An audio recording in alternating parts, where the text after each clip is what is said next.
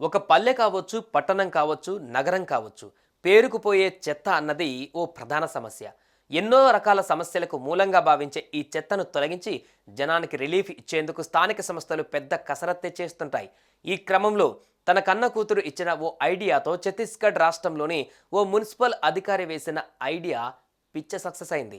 ఇంతకీ తండ్రికి ఆ బాలిక ఇచ్చిన ఐడియా ఏమిటి? ఛత్తీస్గఢ్ రాష్ట్రం అంబికాపూర్ మున్సిపాలిటీ, ఆ మున్సిపాలిటీ కమిషనర్ మనోజ్ సింగ్, ఆ మున్సిపాలిటీ పరిధిలో ప్రధానంగా చెత్త సమస్య, ముఖ్యంగా ప్లాస్టిక్ గార్బేజ్ను తొలగించేందుకు ప్రభుత్వ పరంగా ఆయన చెయ్యని ప్రయత్నం లేదు. అయితే ఆశించినంత ఫలితం పొందలేకపోతున్నామన్న బాధ ఆయన్ను వెంటాడేది. ఈయనకు ఒక కూతురు, పేరు కామయాని. ఆమె అదే ప్రాంతంలో ఓ భోజన హోటల్ నిర్వహిస్తుంది.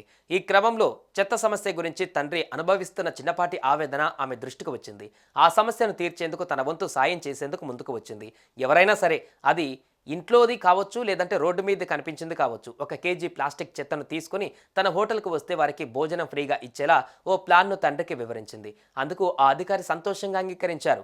ఆ మేరకు వారు మున్సిపాలిటీలోని పలు ప్రాంతాలలో గుడ్డ ఫ్లెక్సీలు ఏర్పాటు చేశారు. అటు more the best better the taste పేరుతో ప్రత్యేకంగా ఓ హోటల్ను నగరంలో ఏర్పాటు చేశారు. ఈ ప్రకటన చూసిన అంబికాపూర్ వాసులు ఆశ్చర్యపోయారు. తాము వాడే ప్లాస్టిక్ కవర్లు, ఖాళీ వాటర్ బాటిళ్లను పారేయకుండా జాగ్రత్తగా చేయడం మొదలుపెట్టారు.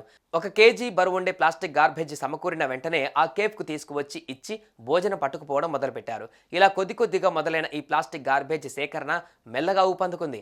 రోజుకు 100 కిలోల గార్బేజ్ ఆ కేఫ్ నిర్వాహకులు ఏర్పాటు చేసిన ఓ గోడౌన్కు చేరసాగాయి. కొన్ని రోజుల తర్వాత పట్టణంలో ప్లాస్టిక్ కాగితాలు, ఖాళీ వాటర్ బాటిల్ కనిపించినంతగా ఈ ఉద్యమం కొనసాగింది. మొత్తానికి కన్నబిడ్డ ఇచ్చిన ఐడియా సక్సెస్ అయింది. మరి ఈ పోగైన ప్లాస్టిక్ గార్బేజ్ను ఏం చేయాలి?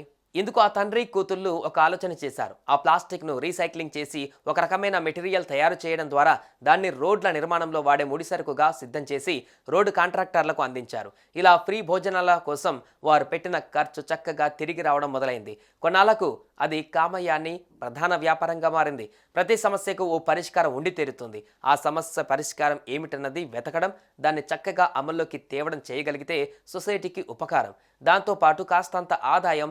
ఈ ఆదాయాన్ని కలచూసిన కామయాన్ని పడిన ఆనందం అంతా ఇంత కాదు.